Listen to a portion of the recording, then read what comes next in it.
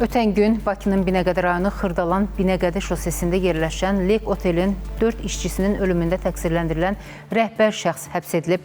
Baş prokurorluğun məlumatına görə Cavidan Muradlı, Emil Quliyev, Eltac Əliyev və Əkbər Zeynalovun iş görən zaman elektrik cərəyanı vurması nəticəsində ölmələri faktı ilə bağlı Binəqədi rayon prokurorluğunda Cinayət Məcəlləsinin 162.3-cü əmək mühafizəsi qaydalarının pozulması, ehtiyatsızlıqdan 2 və daha çox şəxsin ölümünə səbəb olduqda maddəsi ilə cinayət işi başlanılıb.